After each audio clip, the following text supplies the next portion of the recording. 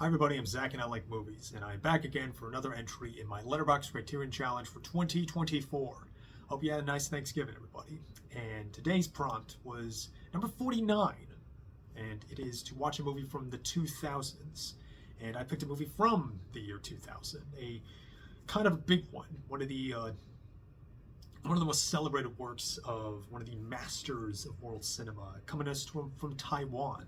It is a film called Yi, the little subtitle, a 1 and a 2, and it comes to us from the beloved director Edward Yang. He is he is an icon of the Taiwan New Wave of the 1980s and 90s, and kind of one of the revered names in slow cinema. You know, he doesn't have many directing credits to his name, but each of his films are like kind of worth multiple films. Like his 1990, for example, like his 1991 masterpiece, A Brighter Summer Day, which I also have somewhere up there. That movie is 4 hours long, and it is a large movie and intimate movie too. A fascinating look at Taiwan in a period of Taiwanese history that is really worth at least 3 movies by itself. And Yi here is only a mere 3 hours in length, but no less that does not mean it is lacking any of the power that Brighter Summer Day had. And I gotta say, I think I really loved this. Despite that, I feel so ill-equipped to even talk about it here as just like a point of recommendation, because this is a film that I cannot really absorb everything about after just the one fresh viewing. This inevitably is going to be a movie that I revisit every couple of years, and just sort of rediscover and find more things to say about it, and just be reabsorbed into the world it is. And what this movie is, it's a family melodrama about this kind of upper middle class family in Taipei. You have the father, whose name is NJ, the mother Ming Ming, and they're like their daughter, who I think is like 12, 13-ish, named Ting Ting, and their son, who's kind of maybe about 8 or 9 years old, named Yan Yan, and also their the uncle Adi. And it's we're following just this core family, and they're like, some extended members, your cousin, brothers-in-law, and your in-laws, and I want to say about a year, starting with a wedding, then ending with a funeral, and we just kind of follow them, and we observe them through Yang's camera. And the thing to know about Yang's camera is that he's so focused on like groups, and he's very focused in his composition. And man, what wonderful compositions they are. He has such attention to color, but mostly attention to space. If there's anything I can't fully articulate about in this film, I need to really let you know that this is an absolutely beautiful movie to look at. Like, so much attention is paid to the urban landscapes of the area, underpasses, lonely bedrooms, hallways, doorways, hotel rooms, and restaurants. There's such, and the way that Yang frames so much of these is so fascinating too. Like, whether we're like looking down at a pair of lovers between the trees under a highway, or so many scenes are just shot either through windows or with reflective surfaces, and in such a way that almost feels like the outside, mostly through like shot outside looking in. Like it feels like you're seeing you're seeing uh like take for example, like we're seeing Adi meet an ex of his at a restaurant, and it's shot in such a way where the camera is outside of the restaurant, but we're looking through the window, and we're seeing the life reflected coming outside. Like what's behind the camera. The cars passing by, the trees rustling in the wind. There's even a really interesting shot of like NJ in his office, and he's like kind of walking past the window. We're seeing through the window, and there's like doves flapping, like it's outside, but like it's shot in a way where like it's almost like the outside world is superimposed onto the windows, and it's beautiful. And he keeps doing this so many times, so many wonderful evocative shots of the nighttime, of the night glow of the city and the lights as these characters are like staring outside of it, like, and it's a movie. It's these are shots that are not just beautiful, but you really feel them. You really feel the loneliness, this sort of yearning for a connection and emotional catharsis. And it's in these shots, in these beautiful frames, that we get these various stories about this family, whether it's NJ, who kind of runs into an old high school flame that he kind of abandoned back in the day, like 30 years ago, and he's kind of like following through with that sort of what could have been, while still not really like while still not really sacrificing what he has with his wife, Main. And Main, meanwhile, is kind of having her own spirituality crisis, because there was an incident of the family, and she feels that she has like not really lived. She has lived such an empty life.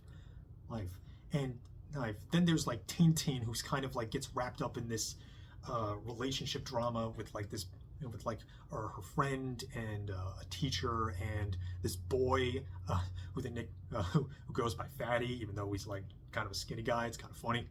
and then you have like the little precocious Yan, and he kind of also has girl troubles. There's this kind of bossier girl that like kind of hassles him, that he and the other boys have like, and his friends have kind of nicknamed the concubine. But then he starts kind of like developing a crush on her and starts copying something. Like he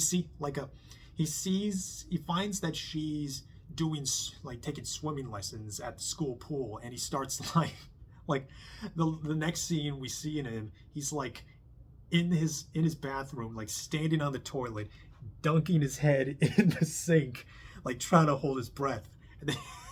And then even later, he just kind of jumps in the pool, try to swim, mostly unsuccessfully. When he comes home, he's just like completely soaked. And while that's going on, he's sort of like kind of developed this fascination for photography, which feels like it might be like a nugget of autobiography with Edward Yang. And since he was more like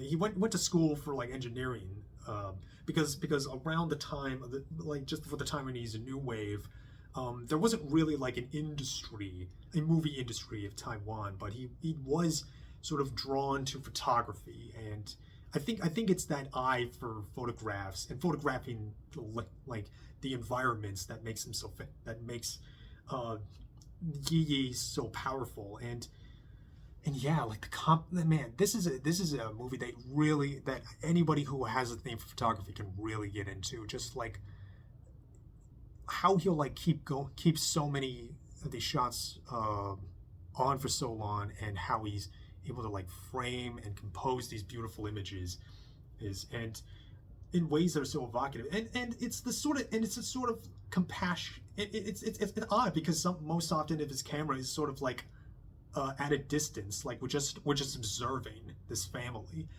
but there's also a real compassion to it. You know, there's a gentleness to watching their lives and how they evolve and change. It wants to weep with them when they weep, and I think it's a movie that I really cared. I really cared about this family, and it's a movie I really want to watch again. I really, really hope I can see this in a theater one day, because I think one of the this is the kind of slow movies that maybe won't be for everybody, but the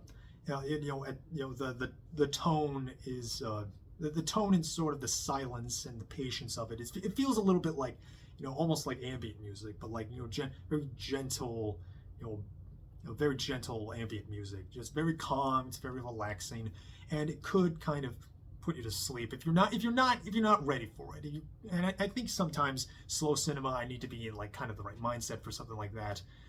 But man, I really do want to see this again. There were so many moments that I felt so that I can still remember that feel kind of feel magical in a way, where like NJ, he's sort of like has this business, he like sort of strikes a friendship with this Japanese business this potential Japanese business partner, Ota.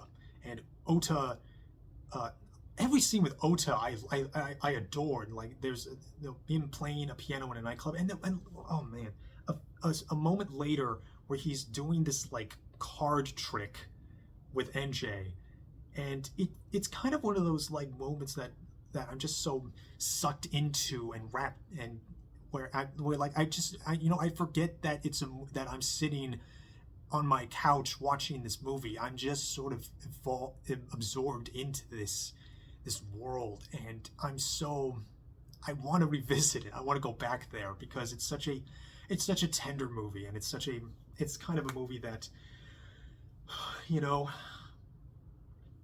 maybe you need, just something that, like, again, feels like a cardigan around you. And man, there's moments with Tintin where she's sort of envisioning her grandmother, and she's talking to her, and just wishing she were here to kind of give her advice, and made me think a lot about my grandma, who passed away not too long ago. Like, and yeah, I was really moved by it, and I think that's the best the movie can offer. If you're really moved by it, if you're really struck by its beauty, the slowness and this sort of the difficulty to grasp everything. It can be forgiven. And Yi is kind of this movie where it's not like about, capital A, about life, so much as it's just is life. We are bearing witness to life. And again, one watch can't be enough. It's just this wonderful, patient observation of a family and all the places and the relationships that shape who they are. And this was honestly 3 beautiful hours well spent. It's hard to describe, but it's kind of one of the reasons I love movies. It's something, something like this that this movie is why I love discovering movies and why I love doing this. It's immersive and grand. It's slow, but it's not dull, and it's not empty, and it's compassionate, it's tender, it's sweet, and yeah, it's beautiful. It's beautiful. Lovely film. Cannot recommend this enough. It should still be streaming on the Criterion channel if you have a subscription for that. And I want to say elsewhere, it's of course it's also available for rent, buy, and your Amazons and Apple TVs and stuff. But yeah, would highly recommend Yi. Really want to get more into Edward Yang. I was very impressed by this. I think if you if you make time and really give into yourself and just let yourself be washed over by its slowness and its patience, I think you'll love it. I think if you really love, say, Ryusuke Hamaguchi movies, like Drive My Car, especially something like Drive My Car, I think you'll really love this. And yeah, I love this for sure. This is probably one of my favorite things that I've watched. One of my new favorite discoveries of the whole year. This is, for all the ups and downs that I've had this year, and I've had a lot. It's been a rough couple of months, but movies like this kind of make it worth it. And yeah, love it. Can't say enough good about it. Wish I could say more about it. It's quite the movie, and I love it. And I'm so glad. I hope you watch this, and I hope you keep watching movies. I know I will. I still have a lot more movies to keep watching, and I think that will be it. I will see you all later, and I hope you all take care of yourselves. See you next time.